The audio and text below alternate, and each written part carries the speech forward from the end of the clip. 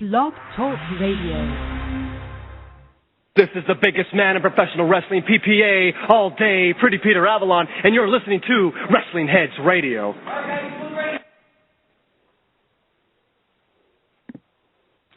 Yo, welcome to WH Radio. Today's show is brought to you by the good people down at WrestlingRambles.com. For the latest in wrestling news, in-depth blog, and hot topic discussion, hit up WrestlingRambles.com. Remember, it's not just any ramble, but a Wrestling Rambles. WrestlingRambles.com. And also special thanks to Ring Rust Radio and FLTDWrestling.com. Thank you for listening. What time is it? WH Radio.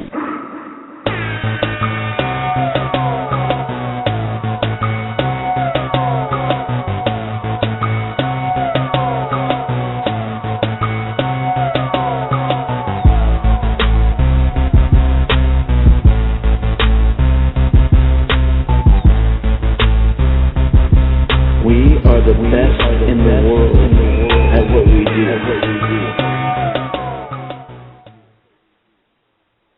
What's going on, everybody? This is Oscar. Welcome to WrestlingHeads Radio. Joining me now, I got Skits and Toby. What up, gentlemen? What's up? Super Dragon. You and your Super Dragon. If you guys saw our Twitter, you guys know that we're going to have Joey Kaos. He's going to be with us in a little bit. He's right now trying to finish up his sessions right now at Santino's, so we'll get with them shortly. So what's up, guys? What you been up to? I'm watching the Dodgers just fucking lose right now. I'm pissed. I thought they were up. Dude, the Dodgers are losing 2-5 right now. Fucking Nolasco's bum ass. Dude, Nolasco is such a fucking bum. I hope they don't even put him on the playoff roster. I don't care how good he's doing. His earned run average in the last 4 games has got to be like 20. He's a fucking bum. I sound like you, Skits. He's a bum. Hey. Well, this is a wrestling show, not a baseball show, so. we talk about everything LA on this show, right? Anyways, later on today, after the interview, we'll be talking with Toby. He has a top 5 this week. It's top 5 guys on the mic, right? Yeah, I know. About time I have a top 5, huh? It's been like a month. The last top 5 was your top 5. I don't remember what it was. Oh, top 5 tag team. That was horrible. It was a horrible top 5, by the way, that I had put out. Later on, Chris will join us. Also, forgot to mention that. Chris will be with us a little later. Hopefully Bruce calls in. Skits, I think your number 5 top 5, your number 5 was like the Nasty Boys or something like that. It was a random top 5 that day. It wasn't my real top. Funny. I just did that random shit. The Nasty Boys or something. That was funny. All right. It was super random. But yeah, shit. A lot of shit's been going on this week in professional wrestling. A lot. Did you guys get your PWG ticket yet? I got mine the day we went off air, I believe, yesterday. Okay. I haven't gotten paid yet, so as soon as I get paid. I hope they don't sell out again this time, because they sold out last time. I didn't even get shit. I had to buy a ticket from someone in line or something that day. Yeah, well, I'm pretty sure you'll be at the show, Toby. Like, I don't think you're going to be waiting outside for nothing, so. Speaking of shows, be there. This weekend, we'll be at AWS. It's going to be like a women's tournament featuring ladies like Candice LeRae. We got Karina Waters. Who else? Katarina. You mean? I just said that. You said Enemy. Never mind. Hudson Envy. I can't wait to see that chick. Who's she wrestling? I forgot her, Luchadora. She's like a Mexican, like, luchador. She wears a mask. Nice. Yeah. That's interesting. Yeah, I know. I don't think I've ever seen a girl in a mask. I mean, I don't watch a lot of luchador stuff, but. Yeah, and this is not for our listeners. Just let you know, there's only 2 matches that involve men. There's going to be a 10-person tag match between P.P. Ray teaming up with the Ballard Brothers and Human Tornado against 5 mystery women, which they haven't announced yet, so they're going to be on the card. And also the main event is going to be the AWS World Champ Little Cholo defending his title against B-Boy and Scorpio Sky. So those only matches is going to be involved with men, and the rest are just a women's tournament. Well, definitely interesting. I don't know if you guys heard this also this week. Hold on, I think the Rock Superstar is calling right now. Nice. Yes, is this yes, Joey I'm Kaos, here. the Rock Superstar? Yes, it is. How are you guys doing? How you doing, What's man? I'm up, just glad Joey? you're in the Hey, yeah, Joey, doing good, man. Doing good. Sorry for calling in late, man. We're just getting out of training right now. Training over here at the Santino Brothers Wrestling Academy. So, yeah, it's a 24/7 thing. Some guys want to do that stuff, but yeah, we understand, man. I mean, do what you got to do. I just want to say I'm glad to have you on the show. I've been following your career since I was in high school, and I'm 28 years old now, so it's been a while since I followed your career. So I'm glad to have you on the show. You make me sound old. You're just 25 years old. Oh, there you go. There you go. All right. Let's just start off this way. Can you let our listeners know about your academy? Yeah, we got the Santino Brothers Wrestling Academy here in Bell Gardens, California. Bell Gardens is about 15 minutes south of downtown Los Angeles. We've been around since 2008. We've been just really training journeyman professional wrestlers. We've had many of our wrestlers get trials for WWE. Indirectly, we've had one girl that's actually signed right now in NXT. We got her started, but you know the truth of the matter is she already had her trial ready to go. So she came to me and said, "Hey, let's train, and I got to learn something because I got to try out." That's the way the wrestling business is nowadays. But yeah, we're training 5 days a week. We got Lucha Libre training on Tuesday nights, and we're starting up a beginner's course this Saturday, September 28th at 12 noon. So if you think you got what it takes, if you ever want to open up your own can of whoop-ass, Santino Brothers Wrestling Academy beginner's course starts this Saturday. Yeah, cool. That's very interesting. Yeah, like just for our listeners, if you guys want to be a professional wrestler, you guys got to hit them up. I mean, you trained people like I'm guessing Ray Rosas. I'm guessing both of Los Bandinos, right? Yeah, Ray Rosas, Famous B, Rico Dynamite. I had my hand in training Tito Escondido. Yeah, a lot of the guys that you see around the circuit in Southern California. Yeah, they'll wear the Santino Brothers eyes loud and proud. Yeah, definitely train a lot of guys that are wrestling right now, and championship wrestling from Hollywood, Lucha Vavoom, and more. Yeah, definitely. I'm gonna start off with the questions for all of us.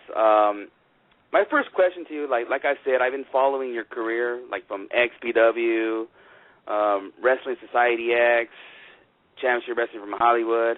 I just want to know, like, why did you decide to have your own academy? Well, you know, really the truth is, it kind of just fell on my lap.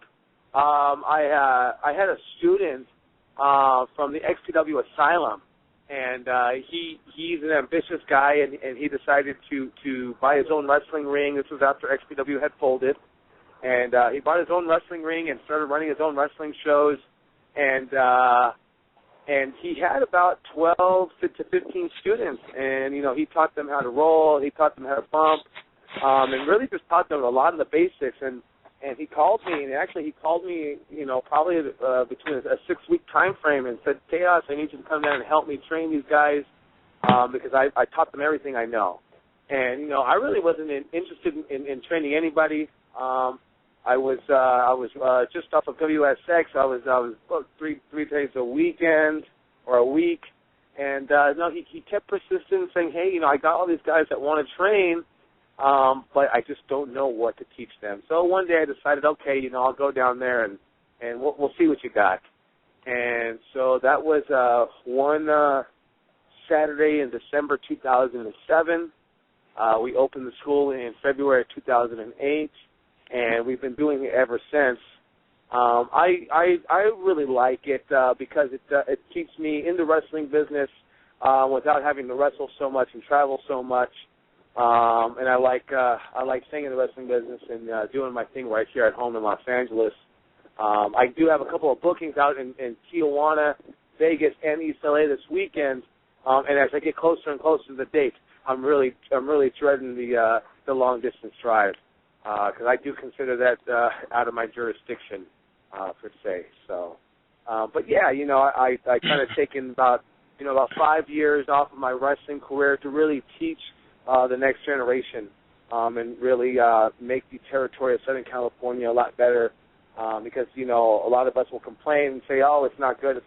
So I decided to take it into my own hand and try to teach the next generation and teach the guys, the rightful way to come up in the business and have respect for wrestling business and shake everybody's hand and stuff like that, and just really teach them traditionally. Yeah, that's definitely, man. I like seeing the new generation, man. Do what you got to do, man. I mean, it sounds interesting, It sounds very, very interesting. Skits, you got a question for me? Yeah, I actually want to take it back a little bit. Can you tell us back when you were young? Can you tell us some of the wrestlers that you looked up to that made you want to do what you do today?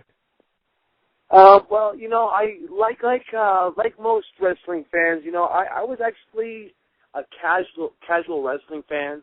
I watched a lot of the WWE, WWF.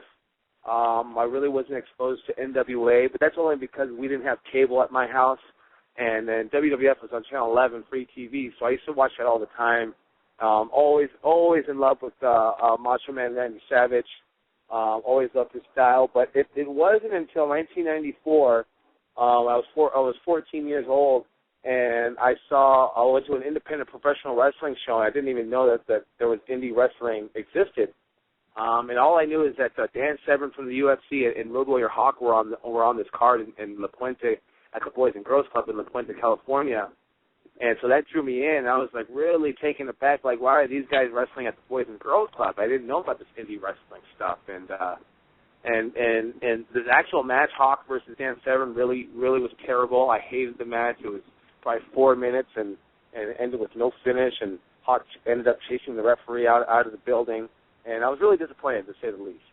And the next up were these two guys named Al Snow, which I'd never heard of, and the guy named Sabu. And I'd never heard of Sabu either. All I knew is that people were talking about him, saying, this is the guy that after the match, he does a moonsault to a table. And I said, what, he puts the guy on the table and does a moonsault? And they said, no. He sets the table up after the match and moonsaults right to the table. And I said, why does he do that? Because he's crazy. He's Sabu. And I was like, I got to see this, man. And so as I'm watching the match, they tear the house down. They break chairs, ladders, tables all over the place. And sure enough, after the match, Sabu does his moonsault after he just kills himself with Al Snow. Terry Funk was even part of the match, even Damien 666. And yeah, after the match, tore the whole house down. He decided to do the moonsault right to the table. And after seeing that match, my 14-year-old head thought, I want to do that. That's something I want to do. And I was sold ever since. And it wasn't like I was really sold because my Uncle Supreme, he knew a couple of guys that had a ring in North Hollywood. And so he went 1 week after that wrestling show, and I didn't go. And I was playing football in high school, and he went the first week and said it was the best. And so he said, you got to come the next week. And I was really hesitant. And so I decided to go the second week, and this must have been August 1994. And I really haven't looked back since. I just started wrestling to just have fun. I really wasn't trying to be any of the wrestlers that I looked up to, like Sabu or Macho Man. It was just like playing basketball at the park, So those are my influence and the reason why I wanted to get into wrestling. Yeah, I just want to tell you that my first show I ever went to outside of WWE was actually XPW, and I kind of had that same reaction when you were just saying, like, what is this indie stuff, So, yeah, I mean, I was really young, and I enjoyed it. Yeah, there's and even to this day, I mean, because there's new fans every day. There's fans that don't know about independent pro wrestling, and so just trying to, I guess, let the people know about it. I think it's really good right now in the WWE because they mention it indirectly when they talk about CM Punk and Daniel Bryan and and stuff like that. So I think the casual fan is actually probably more known about indie wrestling right now than ever. Yeah, definitely. Toby, you got a question? You okay there? Yeah, it's not great. I think Skip's mic is screwing up again. It's your mic. Okay, cool. Okay. Toby, you got a question for him? Yeah. Hey, Joey. I just emailed you last week. I hope you added me on the list for your. Oh, never mind. You know what? Actually, better yet, Oscar. Why don't you introduce me to Joey Kaos? Because I'm nervous. Oh my God. Hey, don't you want to tell the listeners what we did at Wrestling Cares? No. Yeah, I guess so. Joe, I don't know if you remember me, Joey. Do you remember at Wrestling Cares that Oscar introduced me to you, and he's like, here's my friend. He's really shy and he's scared to talk to you, but here he is. And I don't know if you remember that. I know you talked to a bunch of people that night. Oh, right on. No, I definitely remember meeting you guys. I have to see you again to remember you, but yeah, man, what's going on, brother? For sure. No, yeah, and I emailed you I think last week about the referee class starting up on Sunday, and I was hoping you have me on the list. And yeah, man, I'm super stoked for the 29th. I hope to do some training with Jason and getting that going and everything. Yeah, for sure, brother. But it's this Saturday, the 28th. Oh, I thought it was the 29th. Yeah. Oh shoot, hang on, let me change. Oh man, I have that on my calendar wrong. Let me change that then. It is the 28th at 9 o'clock then? Yes, this Saturday, yes. At 9 a.m. 9 a.m. Oh, crap. Okay, good thing I talked to you. Cool. Wow, okay. I would have shown up on Sunday and you guys would have been, like, closed or something. I'm like, what the hell? Yeah, no one would have been there, brother.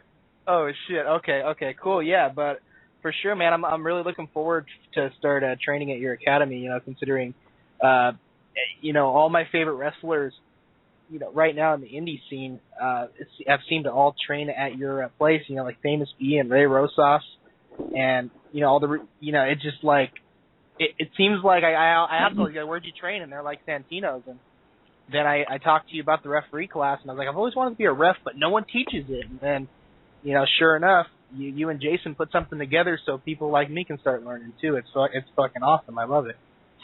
Yeah, absolutely, brother. You're definitely welcome, man.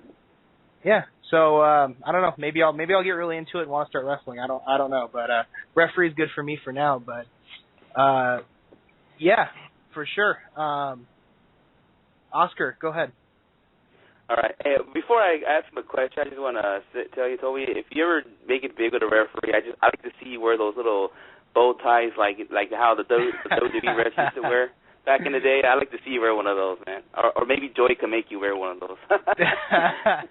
Yeah, all nice. Yeah, as a matter of fact, we do our Back to the 80s show, the Dynamite D Memorial show every April. And we do have our referees dress up in the blue and with the blue shirts and the bow ties. So definitely can happen. That's gonna be. I'll be there when you do one of those shows. Cool. You know what though, Joey? I'd never even been in a wrestling ring before. I mean, for as much as I've been watching wrestling my whole life, I've actually never stepped in the ring. So it'll be my first time. I'm super stoked to just see what it's like to get through the ropes and everything. Right on. Can't wait. Go ahead, Oscar. Yeah, I want to ask you about XPW. Sadly it did unfold. I mean, I did enjoy it. Well, I guess the best time of my life, my teenage years when it was going on. I remember you were the longest reigning XPW television champion. I just wanted to ask you, if it was still around today, how can you vision it? Like, will they do pay-per-views? Will it be on the road more, or how can you vision it if it was still around today? If it were still around today, I definitely would see a streaming pay-per-view because Raw Black was really ahead of the game. I mean, I remember XPW had DVDs out before even WWE did. And that's because he had the porn company and everything was ready to go. Yeah.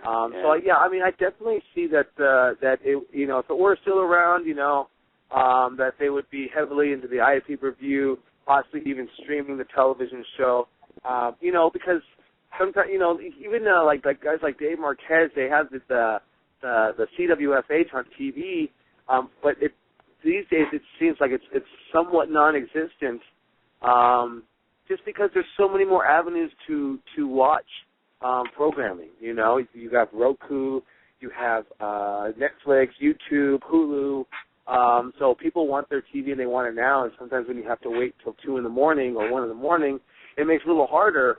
But I remember XPW back in the day, and that was just it was a different time. But I definitely do see. If they were around today, I definitely do see them. They would be streaming something, probably live every week. Yeah, I remember it used to be on at 11 p.m. I remember because when I was in high school, my mom was strict on me. Like, my curfew would be 10 o'clock, and I had to be in bed around 10-something. Like, no matter, even the weekend, it has to be 10-something. I remember I had to, like, put the volume down on my TV and, like, have it on mute until 11 o'clock when XPW comes on Saturday nights. Like, I had to wait and then put up a little bit, get near the TV, so hopefully my mom doesn't wake up and start yelling at me. So that's how I used to watch XPW back in the day. That's how I used to watch XPW back in the day. But yeah, the XPW TV was really what made XPW really special. I know that Big Vision Entertainment released like 3 seasons of it, but in my opinion, I don't think they got to the later episodes that were that really made XPW very entertaining. So you know, I definitely, whoever has the library to release the television, I think you know, it's something different, because I remember XPW, they didn't even have a live show for about 6 months, but they still produced the weekly television show, new episodes every week. So that was challenging and that was fun and definitely one of my most memorable times in my wrestling career. Yeah, definitely. Like I said, I wish it was still around today too, but oh well, things happen. Skip, you got a question? Yeah, I actually wanted to ask Joey, how is it being a producer/writer? How was it being a producer/writer when you were with NWA Hollywood? You know, it was a lot of work, you know. It was challenging at times to wrestle and to also to make sure everyone's matches were together. It was, you know, I guess what happens with everybody is everybody has their own vision and the way they believe things should be done, and you know, I think old school, and I think guys have to earn their way on television, and CWFH really wasn't going that way, so that's why I did part ways. But it was a lot of fun to work with them, but it was definitely challenging. I have to say, you know, producing a television show, I wanted to do more. I wanted to tell more stories. It was really a lot of just straight wrestling and promos inside the arena.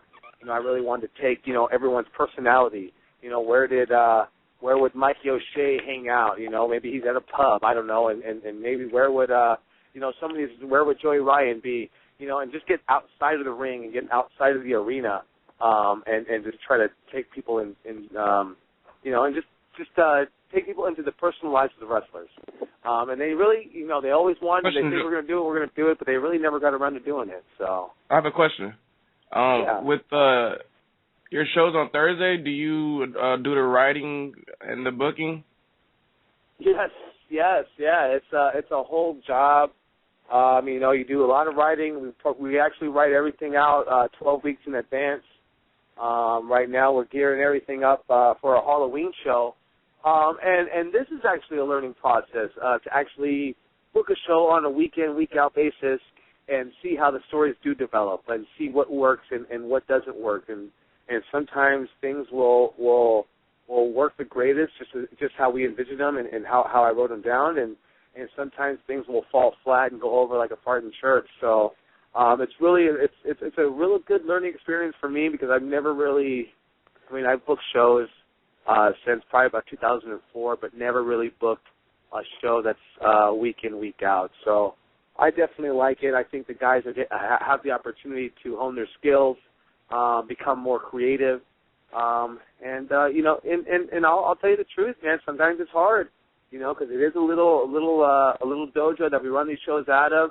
We have about 50 people max that we fit in there, And sometimes it's a bummer to do all this work, you know, for about 50 people. So that's why we do stream it online.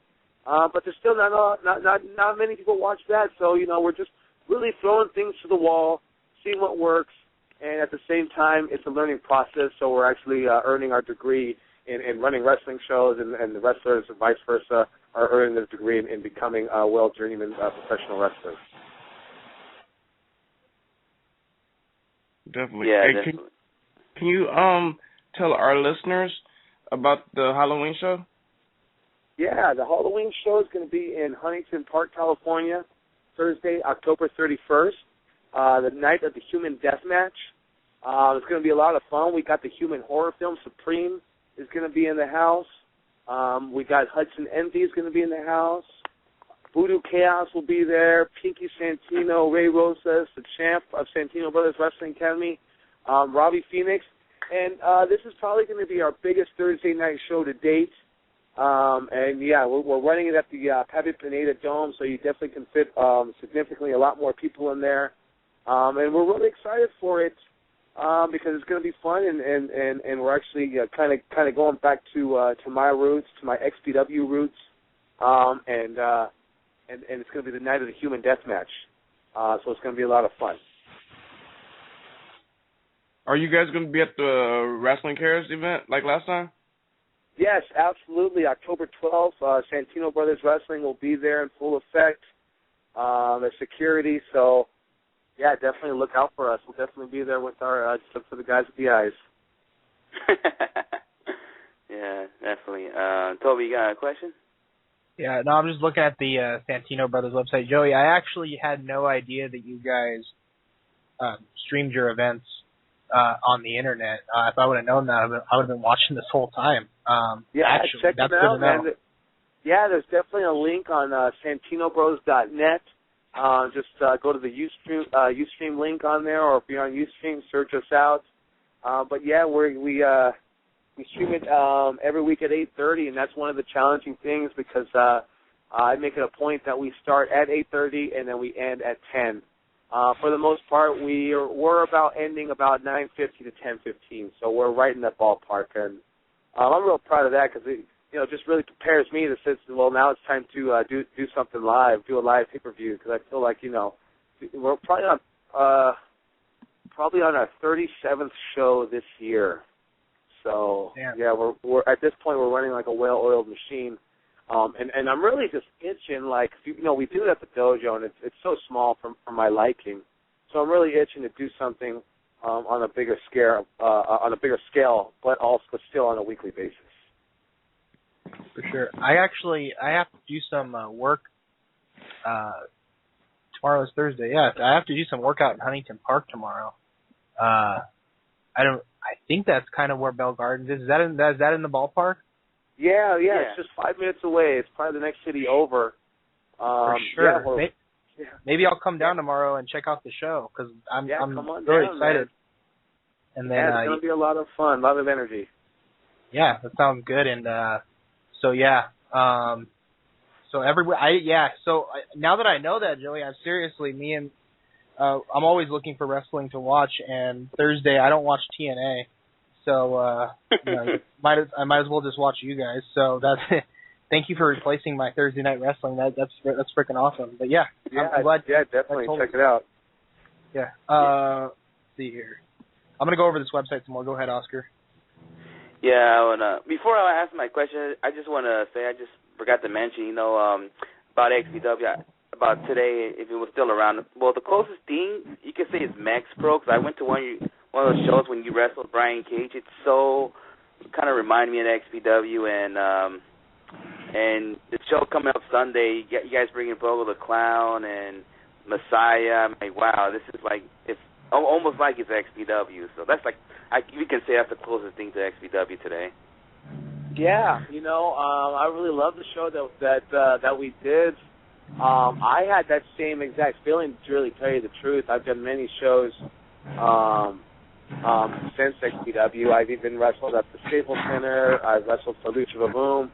And I'm always left with the feeling like this is it. Like not that I'm not impressed, but I'm just, I expected more, And we did that next PW show, and it really did feel like old times. It really did capture some kind of imagination. It captured some kind of nostalgia in that building. I don't know exactly what happened. All the planets aligned, but everything was on that day, and it really did feel like the old former XPW. Unfortunately, I'm not going to be wrestling at this one coming up this Sunday, but I will be wrestling in East LA on Sunday. So you definitely get your dose of chaos right here in Los Angeles. Yeah, definitely. Well, my real question I want to ask you about another company that unfolded, Wrestling Society X. Like, I remember back then, the only wrestling you could watch on national TV was WWE. And WCW was unfolded, ECW was unfolded, XCW was unfolded. So there's nothing else. So when Wrestling Society X came along, I was excited. Like, we finally got something, you know. It was on MTV, and fortunately it unfolded really quick. And I never know the answer why. I heard a lot of rumors that one point was MTV was expecting you guys, supposedly that they wanted ratings like WWE and like really fast, you know, like they're expecting you guys to have that kind of ratings real quick. And another rumor I heard that something about what Vampiro did. He put somebody on fire or something like that, and that's why MTV decided to pull a plug. In your words, what was the reason why Wrestling Society X unfolded? Well, from the way I understand it is the MTV executive that actually gave WSX the green light was fired probably like a day after, a week after the first episode. I don't think it was due directly because of WSX, but whatever the reason was, he was let go, fired, laid off. But he was the cheerleader for WSX, and then once he got let go, the new regime came in and really just kind of cut a bunch of shows at once. And what they did was look at the numbers. We had a 1.0 the first week, and then the second week I know it did go down. I don't think it ever went down past 0.5. And part of the problem was that MTV wouldn't allow us to promote it, and MTV wouldn't promote it themselves. So it was a brand new show with no hype, no lead in, no nothing, and it didn't do well in the numbers. So the new regime just kind of cut it. But yeah, really what happened was the cheerleader for XPW for WSX was let go. I think maybe it lasted 4 episodes on the air, and then I want to say maybe a month or two later they aired. I want to say they aired the last episode, or they aired the whole thing at once. But yeah, I mean, it was really cool. WSX, it happened really fast. Like even the taping of it, we didn't even tape it for 4 weeks.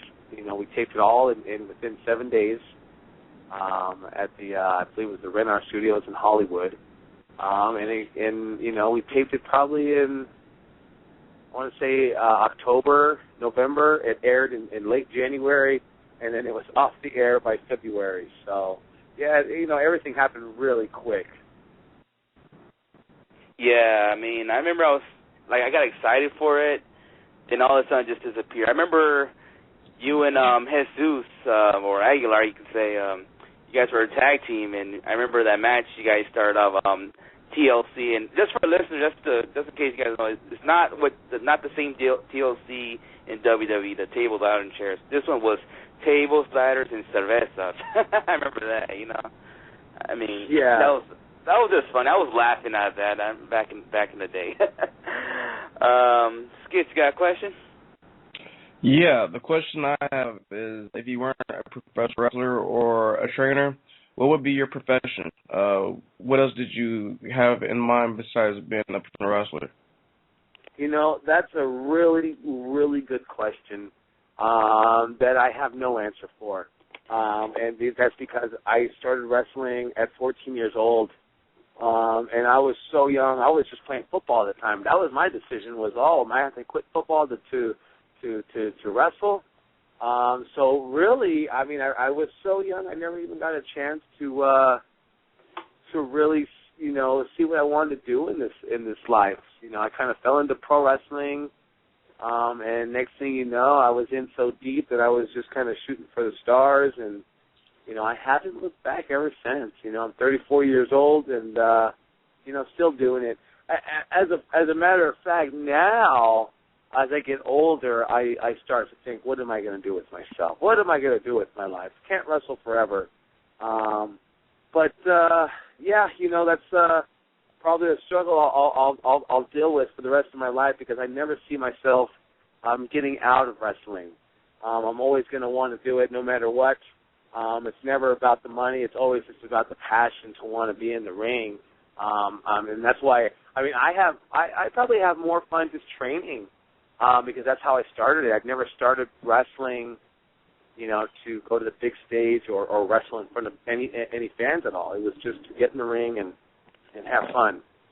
So I dig just kind of being here at the Santino Brothers Wrestling Academy, and I get my fix just doing that. But yeah, it's so hard. I can never see myself really, getting away from it. I see a lot of my peers, retire from wrestling, and just like that saying, and they get sucked back in, and so the way I take that is I just kind of, smarten up a little bit and just know that I'll probably never be able to get away from it, because it's in my blood, as corny as that sounds. Yeah, definitely. Toby, you got a question? Yeah, Joey, real quick. Oh man, lost my train of thought. Sorry, I've been working all day, guys, and I'm so scatterbrained right now. Frick. Yeah, no, go ahead, Oscar. I'll cut you off in 2 seconds once I remember. Yeah, well, I'm going to ask him about these two matches he had in WWE, which one of them we all probably remembered. I know one of them that you were involved in a handicap match in WWE where you teamed up with Ryan Taylor against Vladimir Kostov. And, well, the one we all probably remember is the time when you had a match with Carlito, actually live on Raw. During that time, what was in your mind, like what were you saying to yourself, like, oh my God, I'm actually gonna wrestle on Raw against Carlito? Like, was that what you're going through your mind? Were you nervous or? I would assume I was. I don't really remember being nervous. I do remember, however, a funny story. I remember I was there with Brendan Getson, who wrestled at EWF, and we were standing there at ringside, and I remember him Undertaker walked into the ringside area, and I remember him looking at me and whispering to me and saying, "Oh my God, there's the Undertaker." And I kind of looked at him weird, and I said, "Yeah, well, we're at the Staples Center right here at Raw. Why wouldn't the Undertaker be here?" I don't know if I wasn't, I guess, marked out to say, but and not to say that I wasn't impressed. I guess I expected more. When I got there, I thought, wow, it's just like a huge indie wrestling show, run the same way. Everyone shakes everyone's hand, and there's the board with all the matches, and there's all the boys in the locker room, and it was just like an indie wrestling show to me. And I think I really just expected more. I think I was more disappointed than ever. And I'm not trying to say I'm too cool for school, but that was my legit feeling. And that's why I brought up to you, like, doing XPW, I was pumped. There's just something about some of these shows sometimes. And, it was a great experience. I was supposed to wrestle Carlito. I think he was hurt or whatever the case was. But Snitsky came in. They had a little jaw-jacking talk, and then, and then it was a really quick match. And I remember Snitsky, he couldn't decide if he wanted to give me a clothesline or a back elbow. And it was all day, I'm going to give you a clothesline. I'm going to give you a back elbow instead. I'm going to give you a clothesline. I'm going to give you a back elbow. And then we're in the middle of the match, he gives me a big boot. So I thought that was really funny. But no, it was a great experience. I just loved being in the ring. It I guess it's nerve-wracking, being there. You feel like you're walking on eggshells. The old thing, you don't want to piss anybody off. But, if I recommend anybody going down, just, be yourself. And, obviously be respectful, be humble, but be confident. And that's probably the best advice I can give to any guy going in there. It's just to really be confident, because a lot of guys clam up and get real nervous, and the nervousness really just kind of kills it. Joey, guess you're saying something right now? Yeah. You were telling us that somebody that you train is in the NXT. Can you tell us who it is? Yes. Yes. Her. What is her? Kendall Sky, I believe her name is. But yeah, she came to me. I want to say maybe October of last year, and said, "I have a WWE tryout. Teach me how to wrestle." And that was a little bit different, because usually you go to wrestling school and you just try to work to get that spot, but she already had the spot, She had the opportunity already, and, she still had to go through her tryout, and she went through a rigorous 3-day tryout. And, she really impressed a lot of the people over there, and so they signed her. She went over there in January of this year, and so she's been there. And I know she's been doing some announcing, but I know she's been doing some of the house shows at NXT. And she's been just learning how to wrestle, and she's under the tutelage of Sarah Del Rey right now. And so, yeah, we definitely have high hopes for her, and definitely looking forward to seeing her on the big stage. I'm definitely looking forward to it. Okay, yeah. I remembered my question. Go ahead, Toby. Okay. If I'm not mistaken, Joey, you guys were broadcasting the IWL, I think, weekly shows from the Wrestling Academy. Is that correct? Yes. Yeah. At the beginning of the summer, they did about 5 shows here. We were hoping that they would continue doing it. It just didn't seem like it was a good match. Their crowd and their fan base is really, probably in the Chino area. Yes. So, I think, if they probably did a bi-weekly show closer, I guess to their home territory, it probably would have worked out a little bit better. But, just trying to help guys out, and, really just trying to revigorate the territory is really the most important. So, Yeah, because I was wondering what happened, because I thought, that they were going to move there permanently, it seemed like, and then, it kind of ended, and I just didn't know exactly what happened with that. So. Yeah, I mean, they just weren't getting the draw that they were hoping for. And believe you me, doing a show every 2 weeks is, doing one every week is hard. So, also doing one every 2 weeks is, just as hard. So, I'm pretty sure Vic is gonna just, go back to the drawing board and rebound and just, come back strong, because, a lot of these experiences are learning experiences, Yeah, and I mean, I can attest to that, because I'm an IWL regular. I have attended, I think, every IWL show for the past 2 years, and I actually hadn't missed one. And the only one I missed was their weekly shows in the iPay-per-view that they broadcasted from Santino's, because I actually do live in Chino, and it was just such a long drive, and I was just like, I really just don't feel like making the drive. I think they did it on a Friday, and I just got off work, and I was kind of like, I just don't want to sit in traffic, and it is a long drive, so I can see where you guys are coming from there. But I'm definitely, I was really just wondering about the IWL. But yeah, I hope Vic, they do great business in Chino, so I mean, I hope his business continues and does move to Chino. But yeah. Yeah, absolutely. We have a lot of our students are wrestling for IWL. It's a good company, because it gives the opportunity. Vic really brings in a lot of different guys that you wouldn't expect. Like John Morrison and guys like that. So it's a good opportunity for the guys to have that. So yeah, you definitely wish Vic Lynn the best. And hopefully his shows do continue and do well. Yeah, for sure. Go ahead, Oscar. Well, we got Chris online. Chris, you there? Yes, sir. How you doing, Joe? You have a question for Kaos? Absolutely. First of all, how you doing, Joey? I've been a fan of you since the inception of XPW's first season. Been watching for a long time. And Santino Brothers, love everything about it. Actually, wearing the Santino Brothers shirt in Philadelphia, that got more reaction just by walking down the street in Philly than I've had in a long time. It's pretty crazy. Oh, really? Wow. Thanks for your support, brother.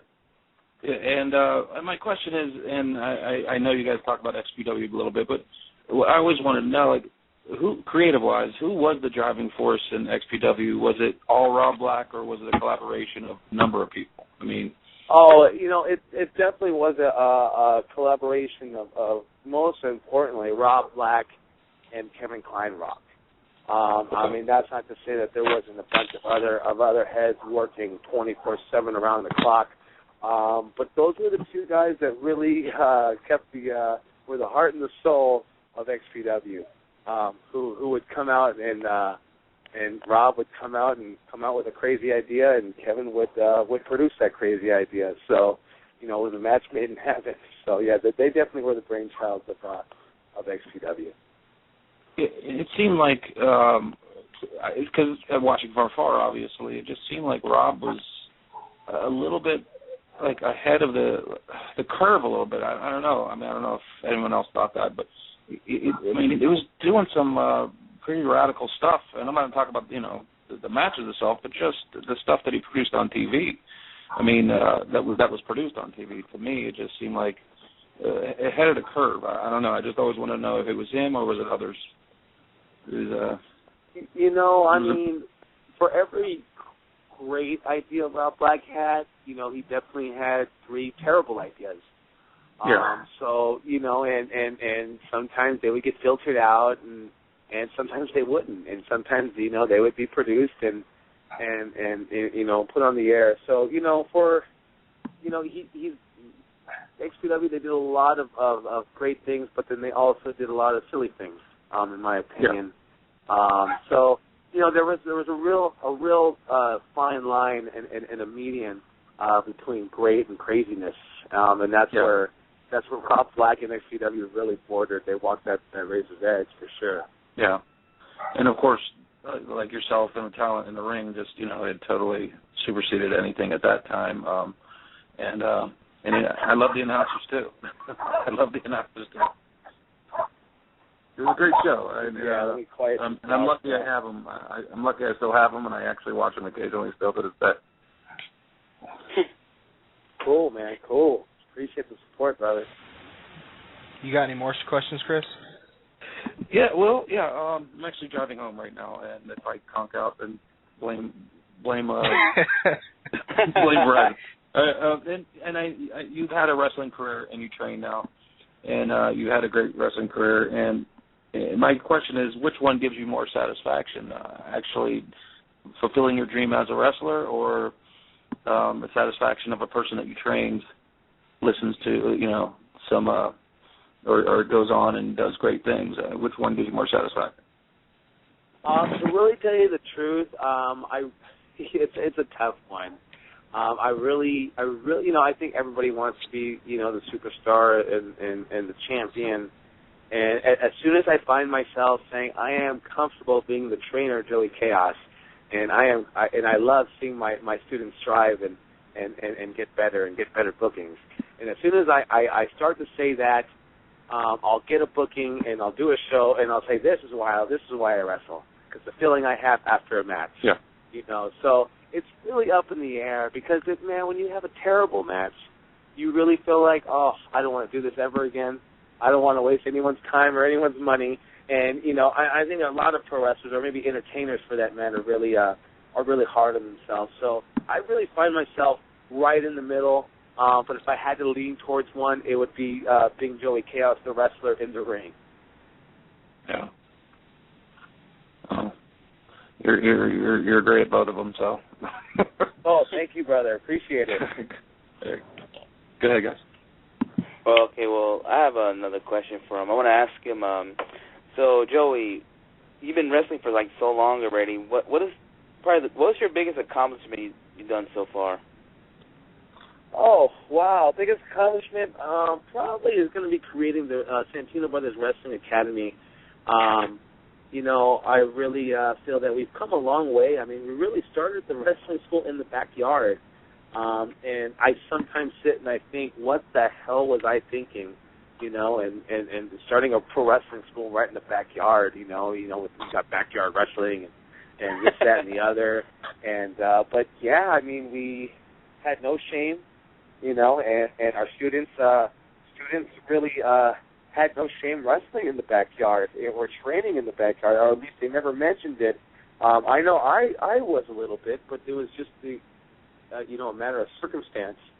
And to see, where the wrestling school has gone now, we've been part of so many big shows out here in Los Angeles. Not only that, but being part of so many projects, music videos, movies, commercials, and stuff like that. That's probably my biggest accomplishment to date, because I do see that a lot of people wear the Santino Brothers shirt with pride. And then I think one of my goals in starting the wrestling school was just to have people, because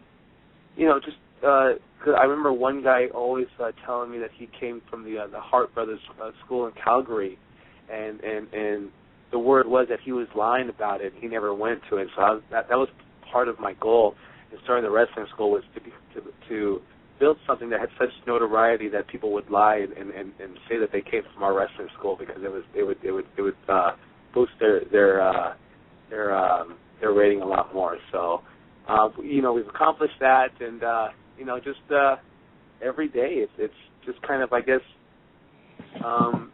it's led me to have a 24/7 job in professional wrestling. So that's I take the good with the bad with that, because it sounds really great, but sometimes I get really burnt out. Yes, definitely. And you guys got a question?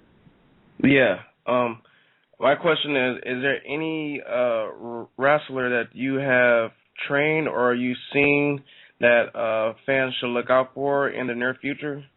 That's got a bright future ahead of stuff? Yeah, definitely. Right now, the guy to look out for is Eli Everfly. He's a skinny kid. He's a young kid, but he's definitely really entertaining. Every fan base and every wrestler that's ever worked with him really has nothing but good things to say about him. He's actually going with me to Future Stars of Wrestling this weekend in Las Vegas. We're really hoping that we can get him on a match this weekend, so he can just kind of spread his wings. So definitely keep an eye out for Eli Everfly. I do see the potential in him, and I do see him going a long way. Where is that show in Vegas? Oh, it's Future Stars of Wrestling, run by Joe Del Falco. This is going to be a show that they run at their Future Stars of Wrestling school. They normally run their shows at Sam's Town. On Boulder, in Las Vegas. Yeah, I actually used to live in Vegas. Yeah, on Boulder, because my brother goes to a lot of wrestling. He lives in Vegas. I just wanted to know. He actually lives by Sam's Town. It's on Boulder Highway. That's right. Oh, right on. Cool. Maybe you should let your brother know to go on the show. That's what I'm saying. That's what I wanted to know, because he said Vegas. I was like, wait a minute. I got to tell him that. Nice. All right. And you guys got a question for Kaos before we let him go? Just a comment. Joey, I'm really looking forward to starting training on Saturday. Now I know it's Saturday, not Sunday. I'm just really looking forward to getting in the ring and getting in there and learning a few things and taking bumps. And yeah, man, I've been excited. I've been talking about being, doing this forever, and these guys can attest to it. And I'm really looking forward to Saturday morning. So yeah, I can't wait. Yeah, definitely, brother. We look forward to working with you and really helping you follow your dream and keeping the dream alive, man. Yeah, and maybe I'll see you tomorrow too. If I head out to the show, if not, I'll definitely see you Saturday if you're there. Cool, yeah, brother. I definitely look forward to it. Yeah. All right. Real quick, Joey. Chaos. You guys have a show tomorrow. Can you give our listeners the info? Yeah, absolutely, man. We got Little Cholo's going to be in the house tomorrow, Thursday, September 26th. He's facing Robbie Phoenix for the title. It's going to be a lot of fun. We got shows every Thursday night here at Santino Brothers Wrestling Academy in Bell Gardens, California.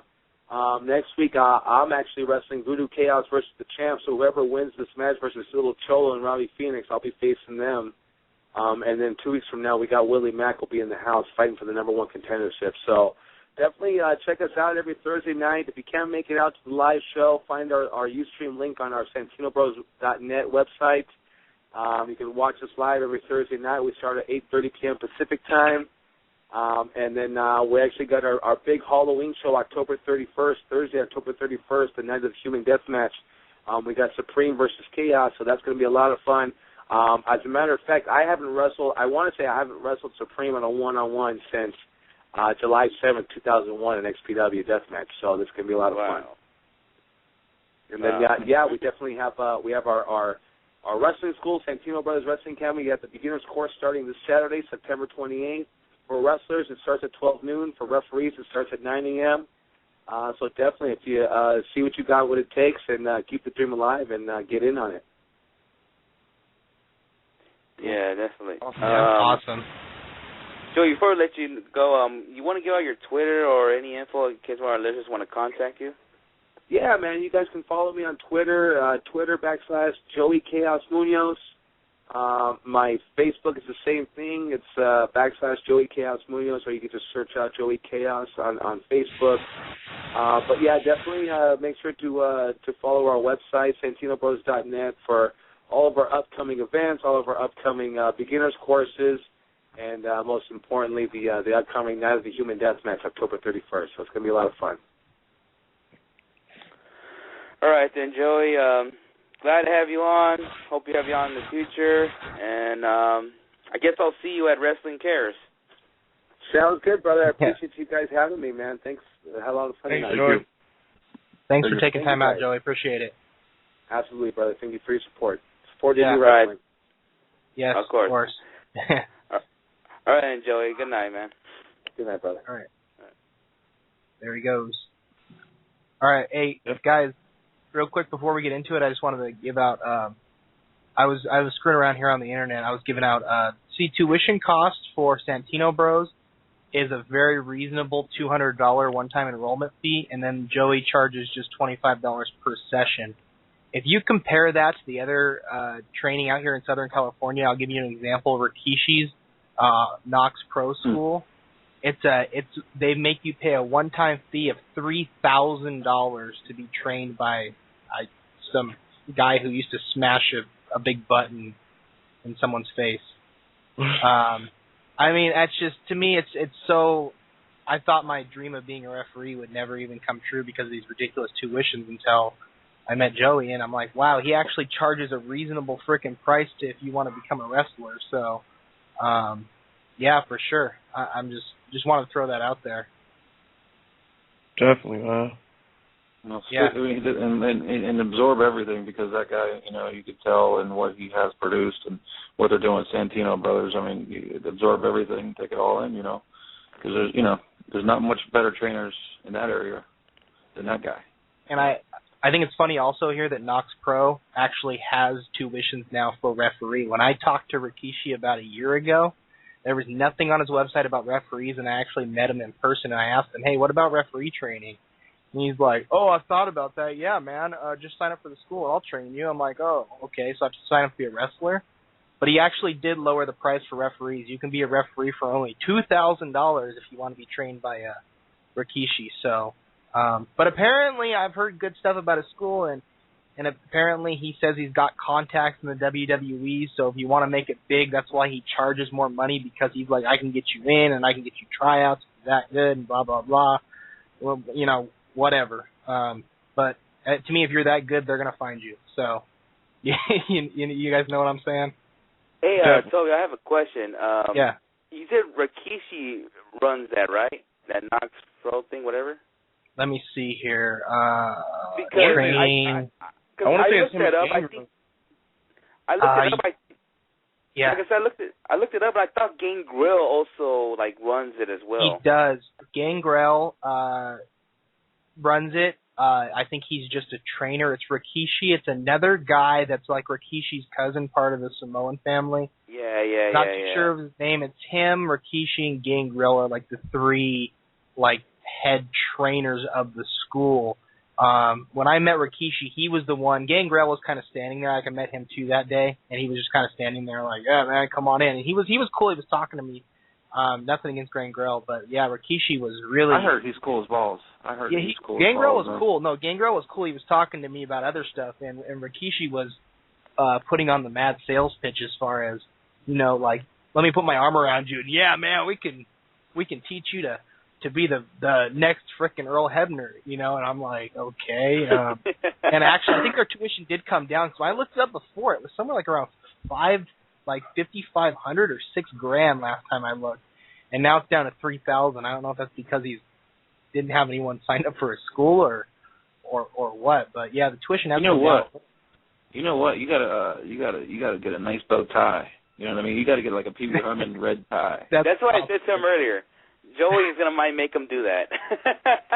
But like, get one that stands out. Get a Pee Wee red one. Hey, I'll do it. If they have an '80s night and they want me to referee, I'll do it. I'll do whatever they want me to do. You know, anything to get me just in a wrestling ring and being a part of the show, man. I'll do it. It'll be fun. You guys can take pictures, whatever. All right, what are we doing? Real quick, let's take a commercial and we'll be back with Toby's Top 5 of the Week. You right back? Yeah. Howdy, this is the Intrepid Traveler, Paul London, and I've touched base on your planet. You're listening to WrestlingHeads Radio, and if you decide not to listen to them, I'll fry your brain. Definitely. Everybody listen to Paul London. Listen to the fucking show. No commercial? Paul London, man. Oh, are you guys ready? Yeah. Are you ready? Are you ready? Are you ready? It's time for Toby's Top 5 of the Week.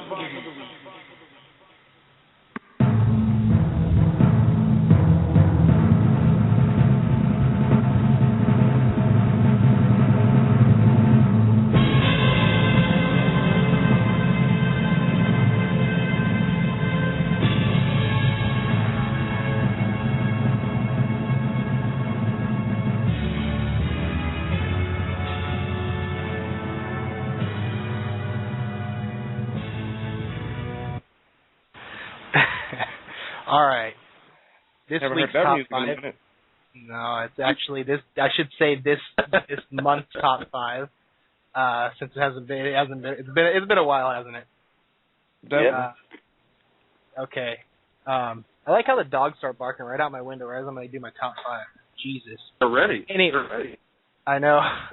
Anyways, this week's top 5, I don't know if you guys saw it on Twitter, would be the best guys on a mic that in wrestling history. I'd say the greatest guys that I've ever seen in wrestling history. And I'm just going to read them off real quick and let you guys think who you think is the best on a mic. Let's see. At number 5, maybe shocking, maybe not. It was on no one's top list. I got Kevin Steen ranking in at number 5. Number 4, got Jake the Snake. Number 3, CM Punk. Number 2, The Rock. And at number 1, Stone Cold Steve Austin. All right. Okay, go ahead. You're first. Go ahead. Where the fuck is Ric Flair, bro? Why? I love Kevin Steen. Love Kevin Steen, but Ric Flair should be on Kevin Steen's spot right there. I'm just saying. That's just me. Ric Flair's one. Where is Chris Jericho? Yeah, Jericho was like number 6.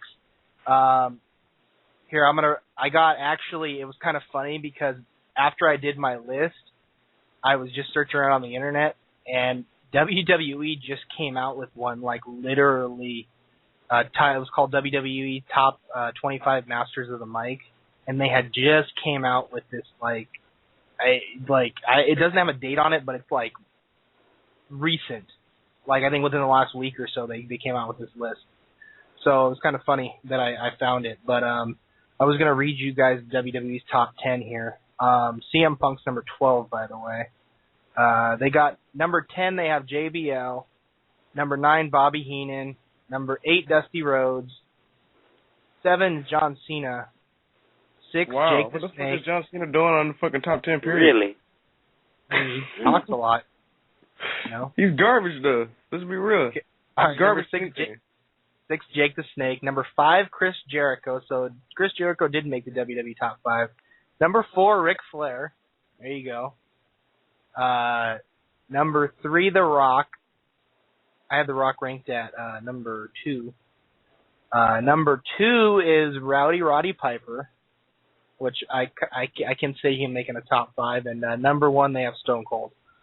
So, little bit different. They ranked a few of the guys that I ranked way higher. I just think Flair deserves to be in the top 5. Well, what you need to do is totally go on YouTube and just look at old shit in the 80s and just look at Flair on WTBS shows. And I'm going to tell you what, Roddy Piper in his young days there's not much better than, I'm not talking before he went to WWE, there's not much better. There's promos out there of him and Flair had a feud in the early 80s, and there's fucking promos out there that are one of the legendary promos of all time. I'd suggest anyone who's listening, whoever's on this show, just Google Piper Flair old promos on feuds together. They'll fucking blow your mind. And it'll blow your mind that they're over 30 years old. Nothing can top it now. I mean, it's Flair and Piper's got to be on the top 5. Have to be. Oh. And Jake the Snake, too. Jake the Snake, the thing about Jake the Snake is he was not a yeller, but he would suck you in. You know what I mean? He was real monotone with his voice. Again so I can put it on Twitter? 5, Kevin Steen. 4, Jake the Snake. 3, CM Punk. 2, The Rock.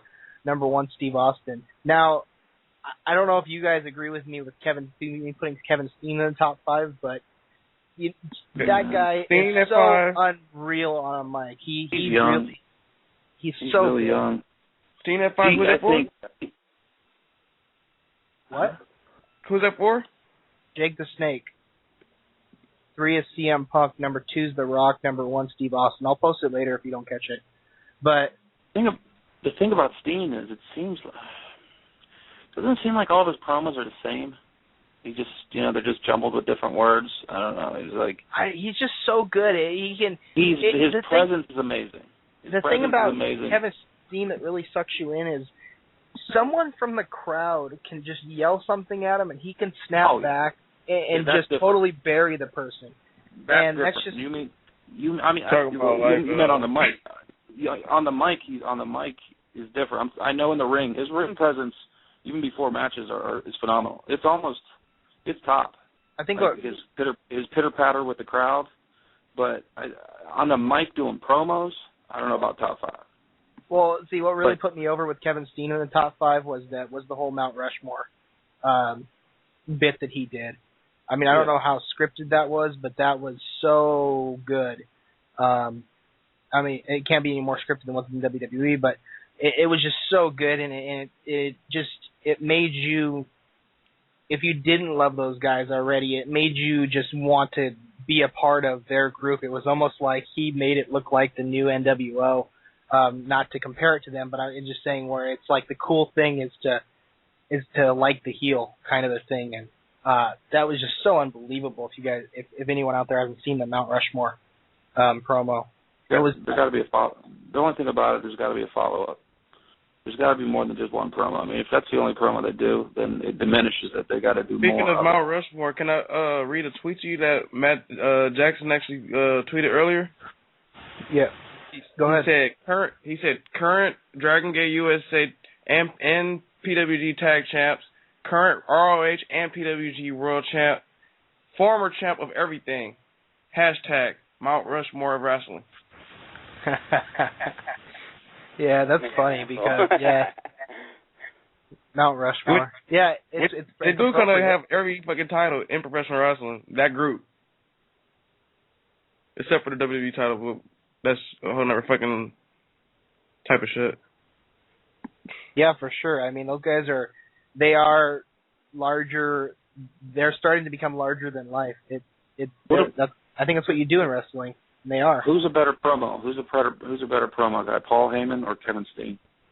Paul Heyman. Yeah. See, the thing for me about Paul Heyman is he rambles on and on. Paul Heyman has brought himself to another level. That's the beauty of it. He can do that. That shit that he did with that scooter running out, the battery running out, he didn't even say a word. He didn't even say a word. You know what I mean? It's everything. It's the Bobby Heenan. They remind me so much of Bobby Heenan. And I know everyone follows Bobby Heenan. I mean, but I don't know. Kevin Steen's young. I mean, he's got to. I'm sure he'll go down, but I don't know. Hey, but it's all what you like. I mean, it's everyone's got their different opinions. You know what I mean? We talked about if Kevin Steen ever made it big, and me and Bruce and whoever else I talked to that day, we all agreed, just give Kevin Steen a mic and he'll get over. Who's better? That's all you got to do. Who's better, Bray Wyatt right now and Kevin Steen right now? On what? Wrestling? Everything? Promos. Bray Wyatt. Promo? I'd say Kevin Steen. Wyatt. And you realize Bray Wyatt, a lot of that is improv. A lot of that. I love Steen. Not all written down. You know what? Go back to that WWE list. You know who could have been in that list if he didn't pass away? Brian Pillman. That loose cannon gimmick in WWE, that was freaking amazing. I mean, it was all real. It was all real. You know, it just remind me of Dean Ambrose today. Like, I'm pretty sure in a year or two he's going to be the top heel in WWE. That's another good question. Who's better? And Dean Ambrose. I was going to ask, that's another good question. Dean Ambrose or Kevin Steen, Toby? Well, say it this way. When he was John Moxley on the Indies, Toby, I don't know if you've seen those. I've seen some revolutionary. That's some revolutionary shit. That shit is that is the best indie promos since Punk's in the mid-2000s. That's some crazy shit. Yeah, you gotta send those to me. Can I be honest with you guys right now? I think Dean Ambrose is the best guy on the mic in the WWE right now. That's just me. And what's crazy about him, every now and then they let him say something, like, from himself, and you're like, Jesus, fucking let him talk more. Jesus, you know what I mean? It's like, he's just scratching the surface. When they let this fucker be him, and that's what they're doing, they're holding back a little bit, because they don't want to bust a nut. There's no reason to. And they have the golden goose right now. That's the problem. They have the golden goose right now, Daniel Bryan. They don't want to kill it. Yeah. Oh, take your time.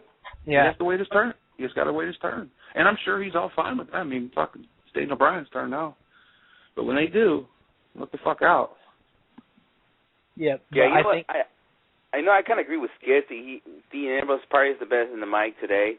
But I want to get what you're saying about during the CCW days. I mean, some of those stuff, I mean, it kind of reminded me of Brian Pillman. Maybe he looked up to Brian Pillman doing his loose cannon gimmick, and it was a little bit of Piper too. It was like Piper and Pillman together. It was a little bit. It was a mixture. It was weird. Yeah. You know what, guys? I honestly wish we were doing WrestlingHeads when Ambrose was in the indie scene, and he could have been on here. That would have been super fucking dope if we had him back then. I mean, in his feud with Drake Younger in the indie scene. I mean, in the IPW, that's in the Midwest. You need to watch that match, Toby, because you like Drake. Drake versus Dean Ambrose.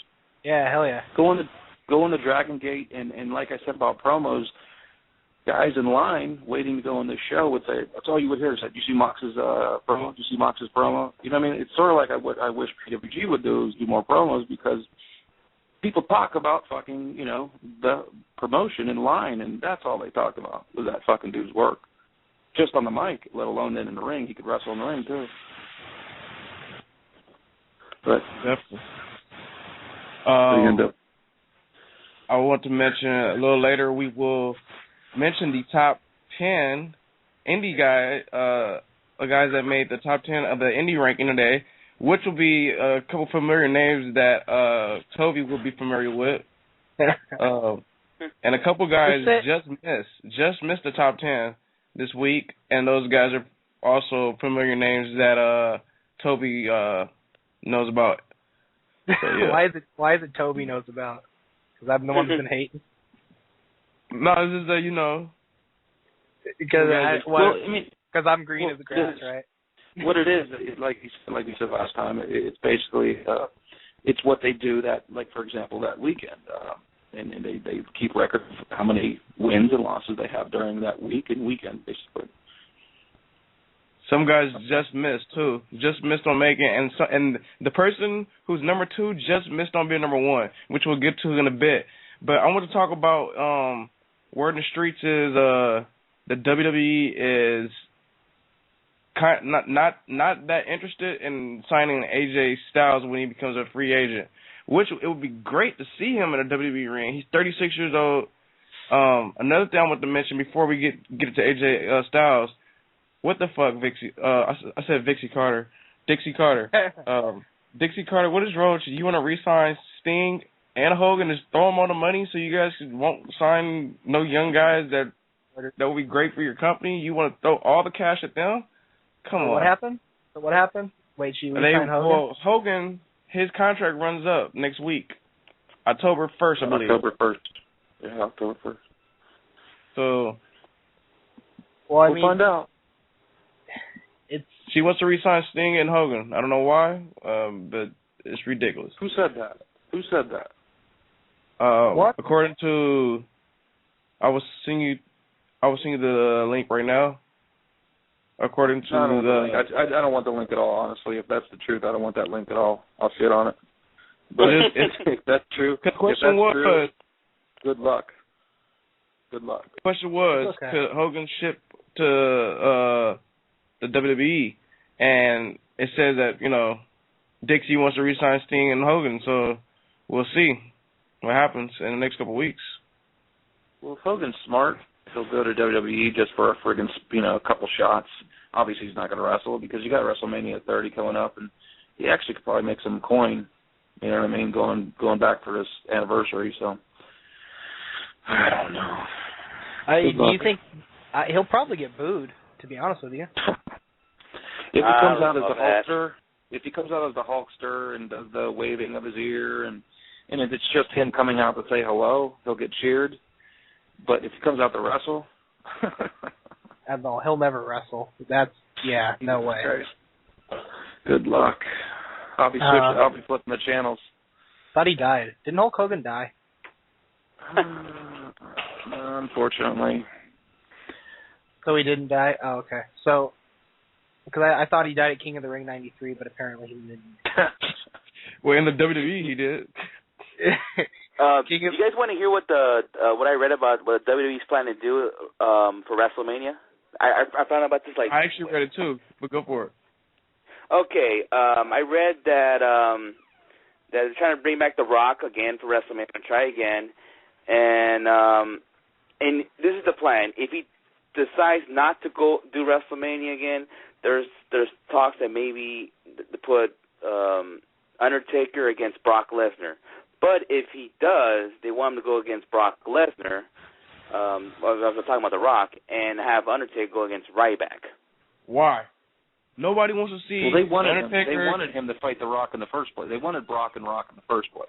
Yeah, that was supposed to get jumped. They just want to put Ryback over. That bum Ryback. No, they just want to put him over. That's a good way to put him over. You immediately jump Ryback. Huge. If you put anyone up against Undertaker, put anyone against Undertaker. If Ryback beats Undertaker, I will fucking Ryback. Come on. Stop it. They're not going to give that spot to Ryback. No They're not going to give that spot to Ryback. Stop it. We already know who's going to win, but if he did, they'll give it to CM Punk. If they're going to give it to anybody, they'll give it to Punk before Ryback. You know what I mean? Chris, back to what Oscar was talking about. They said first they want to see how Ryback does with Paul Heyman. I'm not even in this conversation. I'm not even going to be in this conversation, honestly. They're not going to. The Undertaker's beat every person on the planet. They're not going to give it to Ryback. It's not going to happen. We're actually wasting time. I'm just telling you. You know that ain't happening. Ryback is a fucking. He's got heat right now when he did the Punk. He's got heat when he just did the Punk. He's a bum. But straight up. He's got heat already. Can't even fucking throw a dude through a table. He's a bum already. Okay, but I know you guys don't like him, but If that all that's true, then what's going to be for Cena then for WrestleMania? Jerking off on his wife. But the original thing was, the original thing was The Rock was going to get jumped by a Brock. Okay. Yeah, that's right. Sheamus is coming back as a heel. We'll get those shirts. Why are we even talking about Sheamus? Why do you gotta bring up Sheamus every show? I don't bring up Sheamus every fucking show. Who brings up Sheamus every show? It's like you're part of the Sheamus Great White Fan Club or something. Who the fuck brings up Wow. Sheamus every show? Whoa. Who the fuck brings up Sheamus every fucking show? Kid, you bring up Sheamus every show. You got me super fucked up. Fuck Sheamus. Come on, you know you like him a little bit. I can't stand Sheamus. And I don't know what you're talking about, me bringing up Sheamus. I didn't bring him up last week. I don't know who brought him up last week for you to even mention that he's brought up every week. Sheamus is not important to bring up every week. I was mentioning he's coming back to the hill. You know what's cool about him? That he's not on TV. That's what's cool about him right now. But you know what? Fuck, I don't even know. Well, anyways, to all those listeners that are Sheamus fans or want to know where Sheamus is, he's coming back as a heel, and it'll be like around Royal Rumble. Moving on. Love it. Okay, yeah, I was wondering what happened to Sheamus. I was concerned. So thanks for informing me. I mean, if you don't care, you don't have to respond. No, well, I like this. Let's get each other's throats. You like Sheamus. That's all right. You bring him up every week, Skip. I'm just saying. I don't bring him up every week. That's the thing. So what the fuck are you talking about? Okay, here we go. Let's switch topics to Oscar's favorite topic. Let's talk about Total Divas here. I haven't seen the last 2 episodes. See, there you go. The fucking season's over. For those who watch it, the fucking new season starts in November. Since you brought up fucking Divas, that's what you want to talk about, right? I like it. No, I was just kidding. I haven't watched one episode. I like this. I haven't watched one episode of Total Divas. I have no idea. I don't even know what the hell the show's about. I don't know who's dating who or what. Oh, come on. Don't bullshit us. You know what the fuck's going on. You know, we know damn well that your girlfriend watches the show, so. I don't. Okay, she can call in right now and attest to it. I have not watched one episode with her. She asked me to watch an episode. I haven't. That's fine. How much better would I don't even know why we're talking about the Divas. How much better would the show be if they showed all the Divas look at each other's pussy? How great would that show be? That's probably the only reason I'd watch it. You know, speaking my of speaking of contracts running out, QT Marshall's contract is expired, but he's going to be doing some work still with Ring of Honor in the meantime. He was just there. He was just in Philly with him. Yeah, they say he'll be doing some work with them in the meantime, even though his contract ran out. For those that don't know, that watch NXT, he actually had a match September 18th episode. He was on there, so you never know. He might be getting signed to the WWE. Be on the lookout. All right, guys, I got a question for y'all. I just said y'all. I'm gonna fucking go kill myself now. Never mind. Boom. Sorry, I hate when people say y'all. I lived in Tennessee for a week and picked up on it. I'm a California boy, so you guys, I got a question. Mickie James and Mr. Kennedy do you think they're going to return to the WWE? I can see Mickie Kennedy, no. Kennedy, no? Didn't we discuss like 2 weeks ago? Well, they officially yesterday removed them from the roster, so that's why I was bringing it up. I could see AJ's killing the whole Divas roster and say, "There's no one that could beat me. There's no one that could beat me," and then out comes fucking Mickie James. Which is true. That would be cool. I would like to see that. That would make it interesting. The only competition that she actually has, to me, is Natalya and Big Booty. Yeah, but Naomi. Skips. Naomi. You know who was training in Florida was who's making a comeback is McCool. You know, I heard. Him and I her was about to mention that. I just saw that right now. You know they're going to throw her in there. She might return. Cool, and she's great. Oh. What do you think? The sex with the Undertaker's getting old or something? I don't even know. She's fucking married to that guy, is she? Yeah, dude. They're married. They have a kid. That's why she took them off. Maybe they'll be on Total Divas next season. Undertaker and Michelle McCool. Every Is that fucking really her female. freaking name? What the hell? Every what's diva. really her The name? funny thing about it is, every diva on the WWE roster is not even part of that fucking show. It's only like 4 or 5 of them. So that's so great. Why are we talking about Total Divas again? I don't know. You brought that up. I brought up Mickie James and Mr. Kennedy returning to WWE. You just mentioned about guys, Undertaker and fucking Michelle McCool being on Total Divas. I did because you guys were so enthralled in this Divas conversation, I tried to get in it. So I just put up fucking information, since we're talking about it. But to go back to Mickie James and Kennedy, I'm gonna say none of them return to WWE. I just don't. Whatever Mickie James had a past with John Cena might not bring her back, and we all know about Kennedy. John Cena or Randy Orton does not like him, so it ain't gonna happen. Plus, you know what else I heard, Toby? The WWE's not really interested in getting former talents from TNA. Well, it's former WWE talents. That's the thing I'm thinking of. They spent so much money on both of those characters. Need one talent. Them up. Need one talent from there. That's Samoa Joe. That's the only one they should ever consider right now. That's a guy who would be really over from the get. They could make him into a fucking monster. They could have him squash everybody for a year and not even have him talk. He'd be so fucking easy. He'd be fucking easy. Yeah, basically, and him and Punk are best friends. Jesus. Basically, guys that are contracts that are running up, they're not interested in TNA talent. The guys that contracts are running out. So, I don't know. I guess they're speaking of the new guys that are on the roster, Bo Dallas and El Generico tagged up and against Funk before main event in a dark match, and they lost.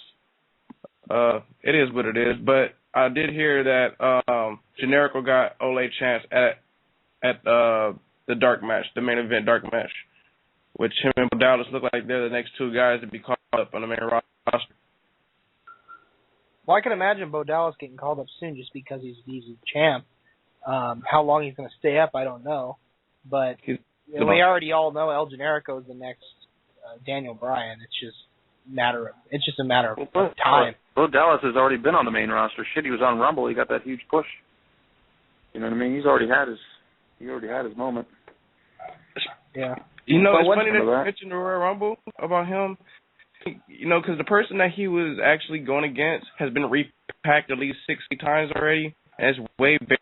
There's a lot of guys MIA in the WWE that's getting repackaged right now. I can go down the fucking list right now. A lot of people are getting repackaged or has been MIA. Another person, it's actually a female wrestler, Kaylin.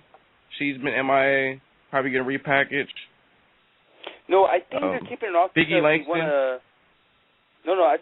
Before you continue, I think the reason why they're making her MIA is because they're trying to focus on the AJ versus the Total Divas angle, and they don't want to have Caitlyn be a part of it.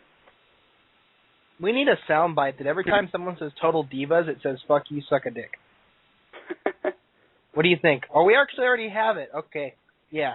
So anytime someone says Total Divas, we need "fuck you, suck a dick." I'm pretty sure she's getting repackaged. Also, this talks about her joining the Wyatt family. What the fuck? Really? Oh, her join the Wyatt family. Who? Caitlyn. Well, this talks about a lot of people joining. She gonna be Sister Abigail? This talks about a lot of girls joining the Wyatt family. So I agree with Bailey. Yeah, that makes a better fit. She's one of the names. Bailey's one of the names. There's a couple names. Is she going to be Sister Abigail? One of them's going to be the sister. That Wyatt family can grow. It's got room to grow. I agree with growing the Wyatt family. I think they're starting to become the top, one of the things you turn on Raw for. They're so awesome right now. Who else is getting repackaged, guys, that you haven't seen in a while? Big E, Langston. Epic Coming back Primo. to space. Yeah. Who? Those bums. Those Ole. bums. Ole. That's so dumb. But what do you guys thought about Wade Barrett getting repackaged all these times? Do you think it's time for him to get released or give him a chance? But no. It's real simple. Yes for release, no for repackaged. How many times are you going to see this fucking guy? I just think you just release him because if they haven't found nothing for Wade Barrett since, you can say the Nexus days. I mean, this is injury too. Well, Jesus Christ, they fucking repackaged when he was this fucking fighter from England. It was like his 10th repackaged, and it fucking flopped. Remember the back in the day when you didn't get over? You were fucking cut. There's too much talent, too much time to be wasted on this fucking guy. He got his fucking beard shaved. Who gives a shit? Gone. What would you do? Honestly, what would you do? Get rid of him or keep him?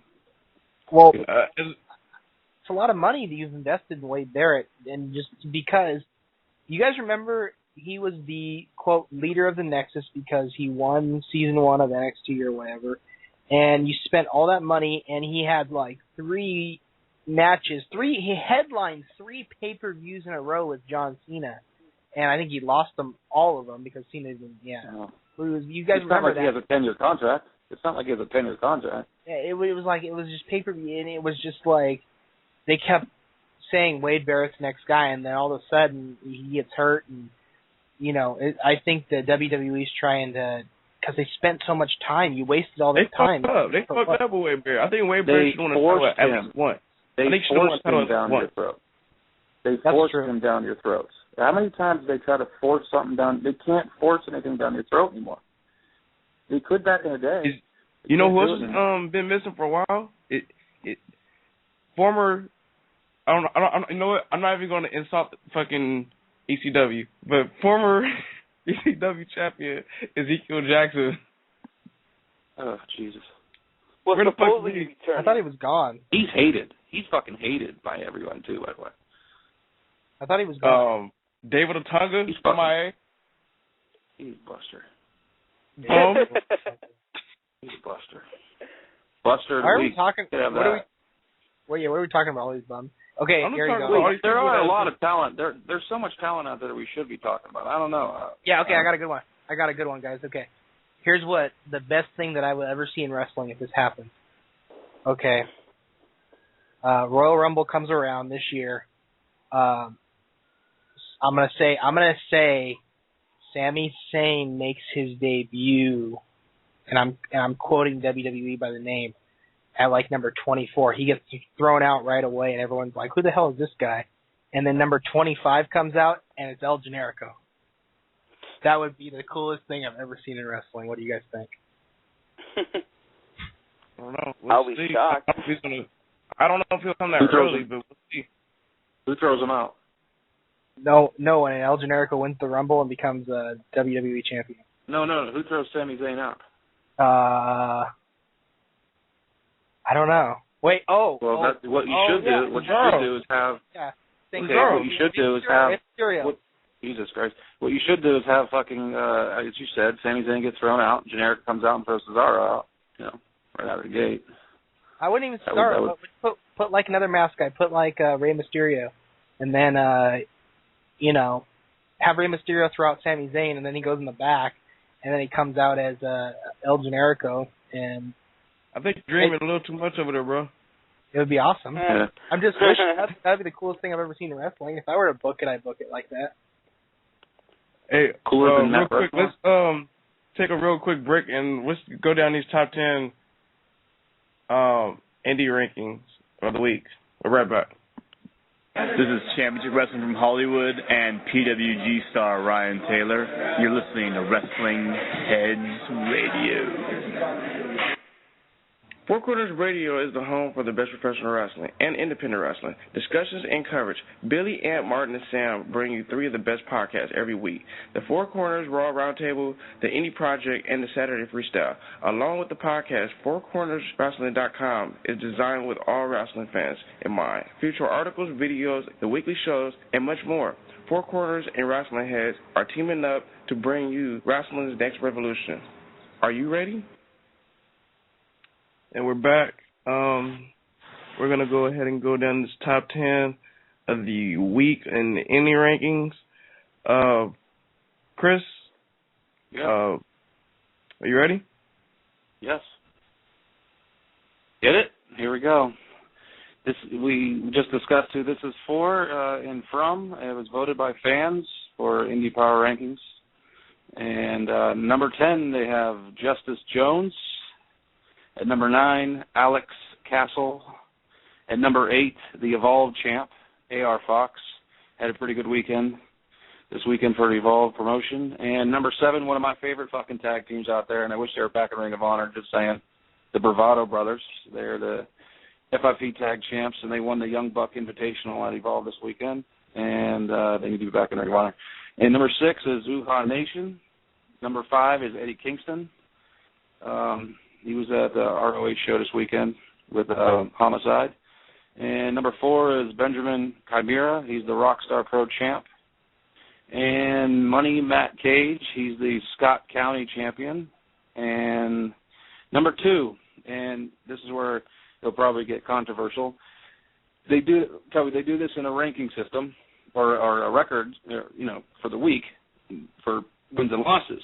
And due to the fact that Adam Cole didn't wrestle that Sunday, he didn't wrestle, so he actually came up 1 win short to get number 1. And it's Adam Cole, your new Ring of Honor champion and current PWG champion at 2. And the guy with the best record and number 1 voted was CZW champion, and he's actually a pretty good talent or great talent actually, Drew Gulak. It's crazy because Drew actually moved up. I think he was number fucking 5? 6. 5? He was 6. He was 6 last week. He moved up. Yeah. And he's a worker. Even he works. Okay, I have a question to you guys. AR Fox is the Evolve champion. You guys have a problem having him being on H? You think he should be a little bit higher?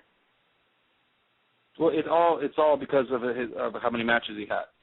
You know what I mean? I guess it's a ranking system or a record system as well. These are the guys that just missed the list. I'm gonna mention some of the guys that just missed the list. Red Dragon, which is Kyle O'Reilly and Bobby Fish, they just missed it. Ricochet just missed the list.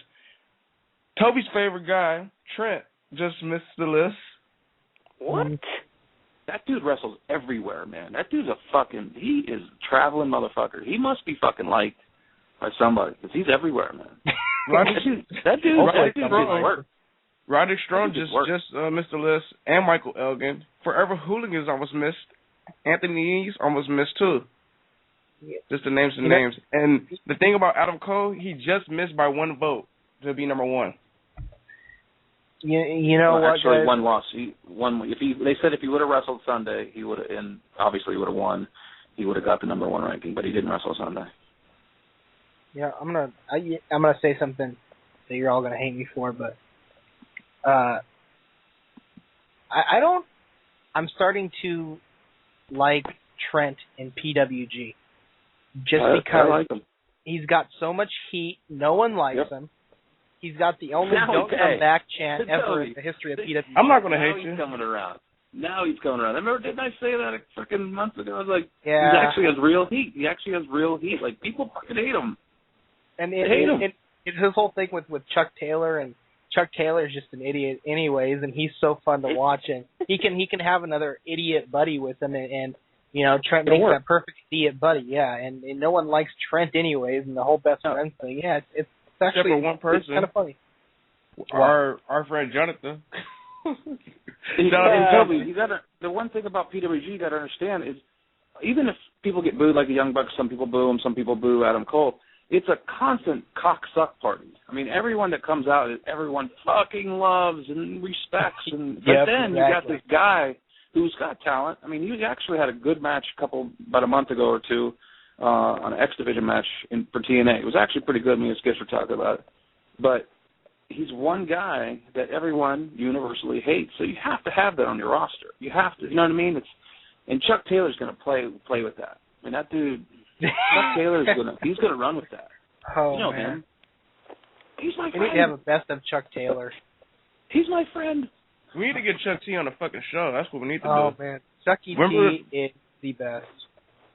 The time we actually talked to Chuck T, he was down. I know Chuck T's busy. We got to get Chuck T on the show ASAP. Hopefully we can make that work out by the next PWG show. Yeah, we all love Chuck. Everyone loves Chuck Taylor. He's awesome. He is so unbelievable.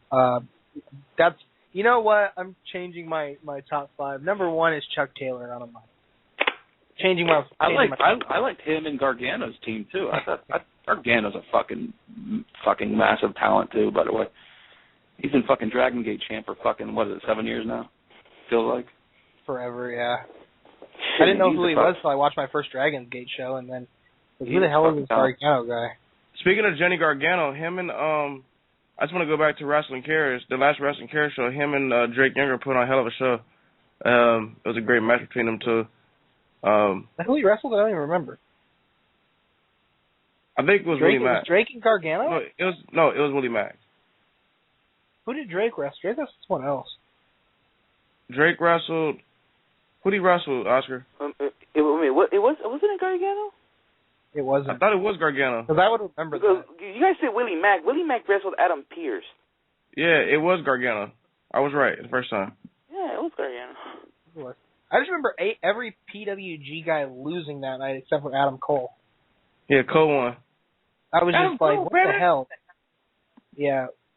I was just, you know what? I loved the Wrestling Cares. It was so different. Can we go down the Wrestling Cares card? No, Do you have it? I don't have it, but I just loved the way it was done. Not necessarily the card, but I loved the time limit, a 10-minute time limit. Whoever gets the most pinfalls or submissions within that time limit wins the match. And it was just so cool to see, it wasn't a promotion putting on, it was different guys representing a promotion. And so every time a guy would come out, Adam Cole and Drake and they're representing, Pro Wrestling Guerrilla, and then, they had other guys, wrestle. It was all, I just love the way it was done. I don't know about you guys. Wasn't Drew there, Oscar? Yeah, Drew was there. Yeah, he was there. Yeah, he was there.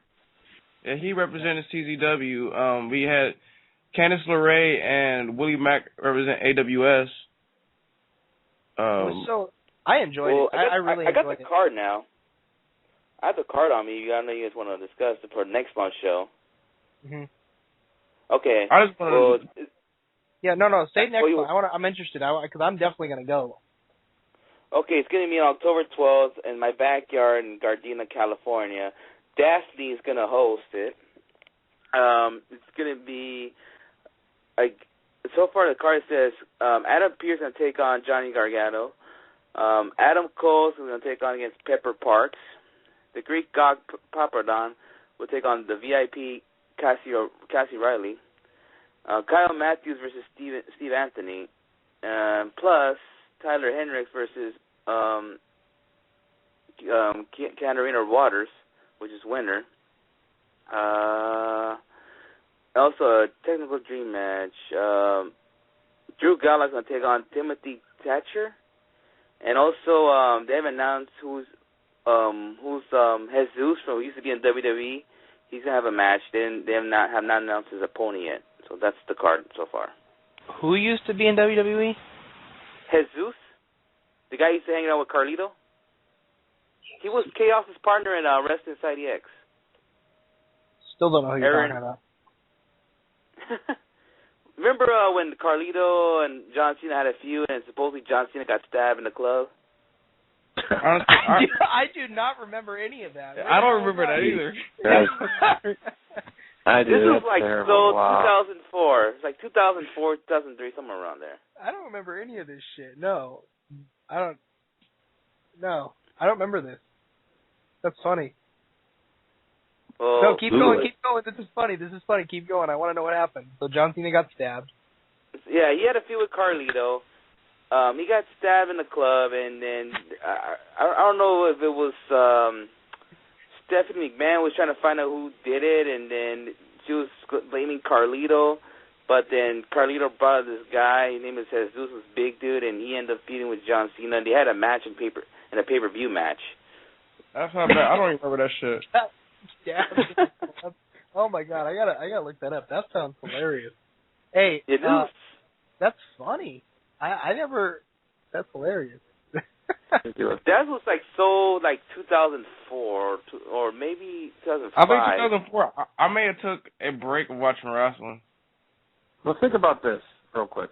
Just so how it shows you how forgettable it was. Can you imagine if Hulk Hogan was ever in an angle back in the day when he was in WWF back in the back day and he got stabbed? That'd still be the biggest angle in history. And the fact that John Cena got stabbed and nobody remembers it, that's fucking sad. Fucking Mr. WWE got stabbed. You know what I mean? Because he was a mid-card guy at the time. I think he was like just feuding with Carlito for the U.S. title at that time. I mean, I remember it. I know Oscar remembers it. It's just, I'm sure that 90% of the people listening on the thing probably do. It's just, who fucking came up with that angle? I mean, honestly. All right, Cena tonight, you're getting stabbed. You're getting stabbed tonight, Cena. I remember a cage match on SmackDown when John Cena, before he was even Thugonomics, and it was John Cena and, two other wrestlers who became superstars like John Cena, and this was back in like 2002, 2003, and one was Bull Buchanan. Bull Buchanan was one of them. I forget the other one. And I remember that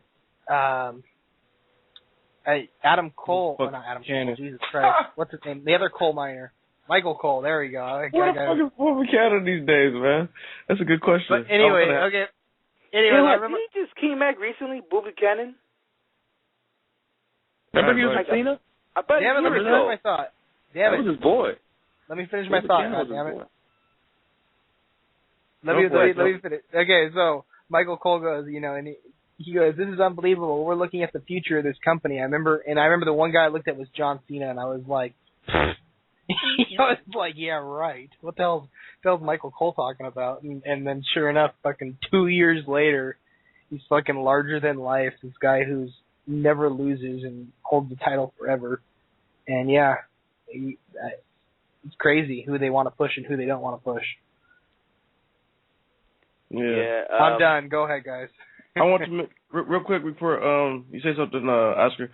I just want to mention for all those I'm going to go ahead and spoil what's going to happen on SmackDown. The Rob Van Dam Del Rio match is going to be a hardcore match. That's going to be the matchup that's going to be happening at the WWE Battlegrounds. So I'm actually interested. I'm very interested in watching this match. I fucking love Alberto Del Rio. I fucking think he's a great wrestler. I don't think he gets enough credit.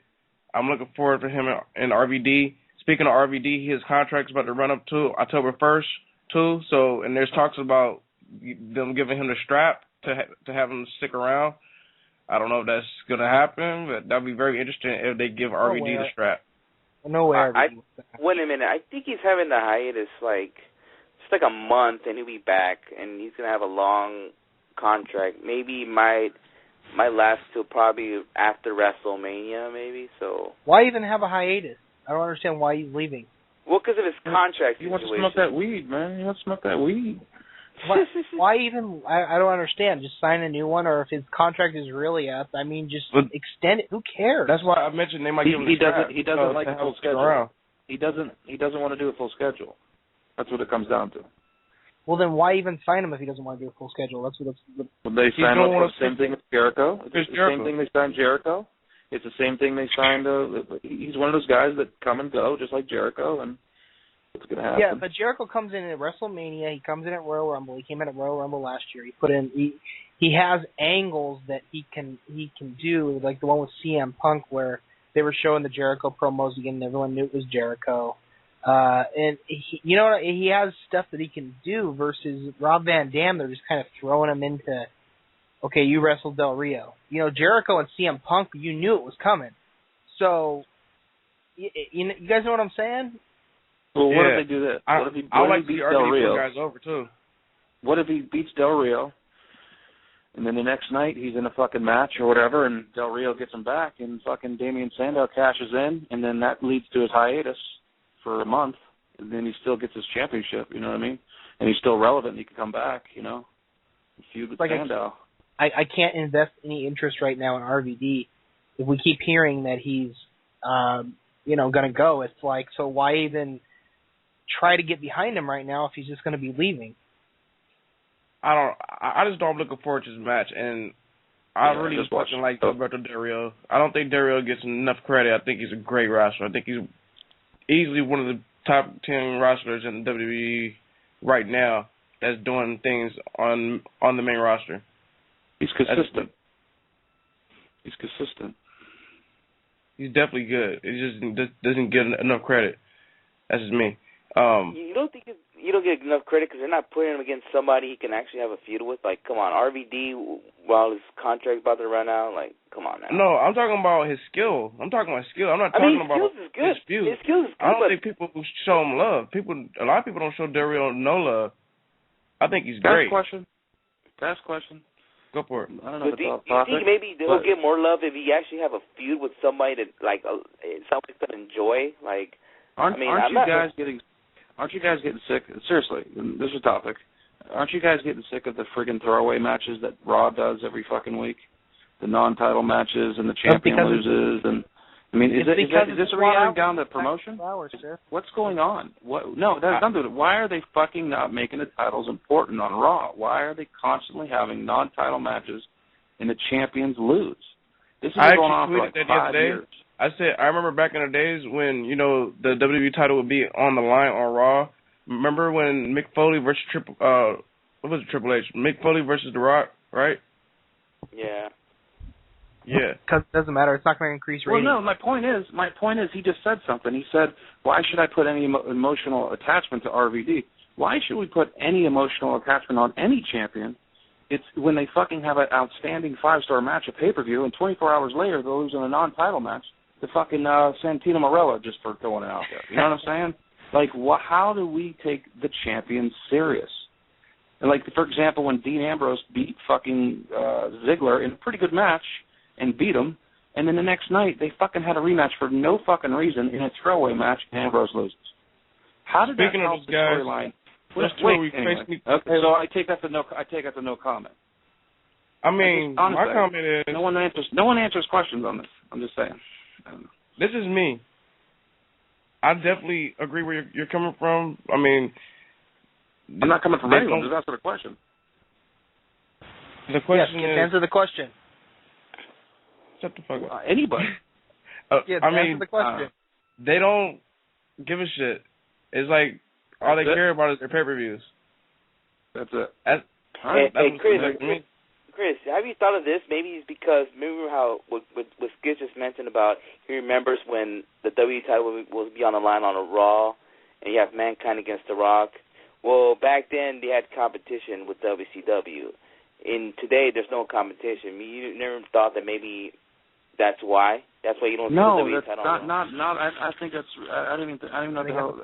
My point is, They made us supposedly emotionally invested in a Dolph Ziggler Dean Ambrose feud, and the feud cumulated. It was over because Ambrose won, and then they continue it the next night, which is fine if you're going to continue it, and Ambrose loses, but now the feud's over. Basically, I mean, what are they going to continue it and then have them flip flop? Okay, Dean Ambrose is going to win the championship matches, and Ziggler's going to win the non-title matches. It just doesn't make any sense. They do it with everybody. Sad to say, but I get what Chris is saying, but what's sad to say is that you're probably going to see that in WWE a lot because, like I said, they got no competition. They can pretty much do whatever the fuck they want, like it or not. That's the sad part, Chris. The worst thing for professional wrestling is when they bought WCW and didn't have competition because they've been lax ever since. Because they don't have to fucking. Chris, let me answer your question. And you're going to disagree with me, but the reason is because Raw is 3 hours long, and they need that 35-minute match to fill up time. You don't need Ziggler and Dean Ambrose to last 35 minutes. You need it to be a good 8 to 10-minute match. They can awe the crowd and just go for all the big stuff. But why have a and rematch? Then be done with it. Because they need a 35-minute match to kill time. You can't get anybody else? Did you guys notice that when Raw was 2 hours, Raw would go until would go. It's supposed to go 10 minutes over. Sometimes they would go 20 minutes over the cutoff time because Can I it answer was so interesting. another question? Well, real quick, hang on. They would go over that 2 hour time because there was more content. Haven't you guys noticed they've been ending Raw like? I think last Raw ended like a couple minutes short of the 3 hour mark because they didn't have enough content to fill it up, and that was with all these matches being at full length. Like even the Divas match lasted forever. You know, it's going into commercial breaks and stuff like that. It needs to go back to 2 hours. That's the problem. Why not have a title match? Why not have a title match?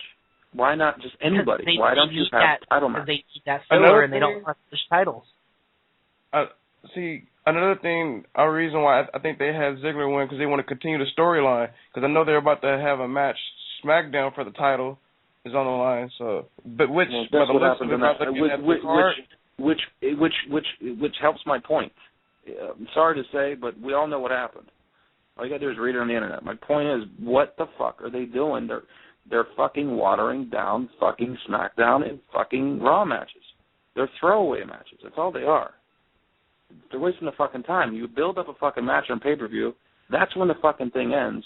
You don't need to have non-title fucking matches if it doesn't mean anything. I mean, how many times has Dean Ambrose got to pin this fucking guy? Let's go on to the next. That's what I'm saying. It's just goofy. I don't know. Maybe I'm just fucking they need goofy. content. Triple H is stroking his own ego too much, and they need content to fill the television. That's 3 hours long. Well, then put someone else in there. I mean, fuck. I don't know about you, but a fucking Dean Ambrose Cesaro match on a Monday night would probably, if you're going to have someone get pinned and Cesaro's fucking pin happy, fucking put him in there and he could fucking go for 35 fucking bits and put Ziggler with someone else. I guess it's just that Ziggler can. They know that Dean Ambrose and Ziggler are two proven guys that can go, so they figure put them together because we know they can put on a decent 30-minute match to where people, won't change the channel. Well, we know Chris doesn't like Zig, so. No, Cesaro. Well, whether he likes him or not, he can wrestle. Ziggler can wrestle. He can put on a match. That's regardless. So can Cesaro. I don't like him either. I'd rather see Cesaro than Ziggler. Oh, yeah, of course, but he's not established. That's the problem, is WWE won't give him a push, and Ziggler's at least established. Now, here's a question. Do you think Ziggler's had enough time to make his point to be a top guy, and you think it's time for them to move on? Not release him, but say, okay, you're not the top guy. This is my thoughts. By the looks of it, after his injury, he's not the same Ziggler. It's like the whole face Ziggler is not for him. He needs to go back to where he was, and then he could probably go back to where he was doing as a champ, as a heel, because he's not a good face to me. That's just me. You think he needs repackaged? Go back to where he was doing. This shit is horrible. What do you want to do, dye his hair brown again and then dye his hair blonde again? What was that? Remember that? He didn't even like that. You could tell he didn't even like that. I'm saying, do you think he should be repackaged, like totally not being a smart-ass fucking character, just be something new? I mean, I don't know, a sailor. I don't know. What you're saying is let him be himself. That's how everyone gets over, is let them be themselves. That's the ain't problem getting over. He ain't getting over in the wins and losses, I'll tell you that. I mean, even right now we're talking about Cesaro too, and Cesaro, that's the problem with him is, we all like him, and his character with Zeb Coulter is funny, but they're not letting him be himself, and that's the biggest problem why he's not getting over. Let the fucker be himself. I'll tell you that. He's good, yeah. I like him. He's entertaining, but they're not letting him be himself. Let the guy be himself, and that's how they all get over. They were doing really good at the beginning when they were showing vignettes of him training and shit like that and showing his passion, when they were showing the weight room and picking up dumbbells with one fucking hand. And they were doing it that way to show his strength. They just went away from it, and they said, fuck it, put him with fucking real Americans. We'll job them both out. And it's funny. I mean, I love it. I love Zeb Coulter is great, and their mic work is unbelievable, but they're not even doing anything now. It's just they're job them out. They're jobbing. And they made it easier to job them out. They put them together. Instead of fucking having them job singles matches, they fucking job them on tag matches to make it easier and quicker. I don't even know what's going to happen this week. I know they face primetime players. And if they lose to them again, I'm done. Well, I think they will not be done then. I think you're not going to be done then. They will. Wait a minute. Hold on, are they supposed to feud with Los Matadores when they make their debuts? Because I was reading that that's their first feud. I mean, that's Los Matadores' first feud. Oh yeah, you know it is. You know it is. Then that means that means they'll get that push again. They'll get that tag team push at least. Los Matadores. If there's an Olay champ, I'm gonna be pissed. They're gonna be world champions. You know what's scaring me right now about Los Matadores? They could be the team that end the Shield's title reign, but I think we're running out of time right now. So they were not gonna. That's not even. Could you imagine? We're actually running out of time, guys. We got like 13 seconds. Yeah. 13. Follow 13 us, Wrestling Heads. Everything Wrestling Heads. We'll be back next week. Peace. Good show. Fuck it.